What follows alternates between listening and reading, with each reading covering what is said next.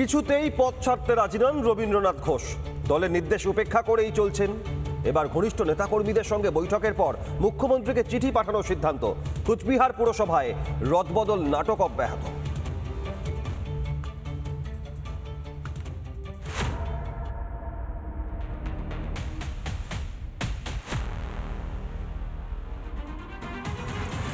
দল নাকি পদত্যাগ করার নির্দেশ দিয়েছে, তারপরে ইস্তফা দিতে নারাজ কোচবিহারের পুরপ্রধান রবীন্দ্রনাথ ঘোষ। কুচবিহারের জেলা সভাপতি নির্দেশ পাঠিয়েছেন কুচবিহারের চেয়ারম্যানকে যে পদত্যাগ করতে হবে 7 দিনের মধ্যে, কিন্তু এখনো পর্যন্ত রবীন্দ্রনাথ ঘোষ তিনি পদত্যাগ করেননি। দেখুন, কোনো জেলার সভাপতি চেয়ারম্যান, ভাইস চেয়ারম্যান তাদেরকে পদত্যাগ করতে বলতে পারে না, কারণ এটা অ্যাডমিনিস্ট্রেটিভ পোস্ট। এটার অনুমোদন দেয় রাজ্যের মাননীয় মুখ্যমন্ত্রী। একটা চিঠি আসা উচিত, মেল হোক, চিঠি হোক, টেলিফোন হোক। এখন পর্যন্ত কোনো রকম বার্তা আসেনি।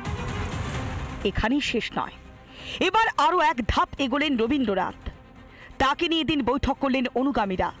এই বৈঠকে উপস্থিত ছিলেন কোচবিহার পুরসভার চেয়ারম্যান রবীন্দ্রনাথ ঘোষ, দলের মুখপাত্র পার্থপ্রতিম রায় সহ তাদের ঘনিষ্ঠ তৃণমূল কংগ্রেসের কর্মীরা। সেই বৈঠক থেকে এবার গোটা বিষয় নিয়ে মুখ্যমন্ত্রীকে চিঠি লেখার সিদ্ধান্ত হয়। বর্ষিয়ার নেতা রবীন্দ্রনাথ ঘোষকে এহেন অপরা একটা ছেটে ফেলার যে চক্রান্ত, সেটা আমরা মনে করি, বা ওরা মনে করে, বা আমাদের সকল কর্মীরাই মনে করি সেটা ঠিক নয়। সকলে আলাপ আলোচনা করেছে, বেশ কিছু সিদ্ধান্ত নিয়েছে, সেগুলো দলের সর্বোচ্চ নেতৃত্বের কাছে পৌঁছে দেবে। আমিও তাদের সহমত পোষণ করেছি।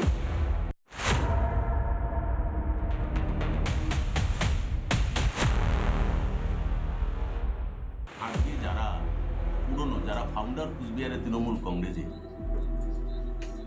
তাদেরকে আজকে আস্তে আস্তে ছেটে ফেলা হচ্ছে। তো যারা প্রাপ্ত হয়েছেন বা যারা পুরনো কর্মী আছে, আমি ওনাদের ভাববার জন্য বলছি, ওনারা ভাবুক যে আজকে কুচবিহার জেলায় কি পরিস্থিতি।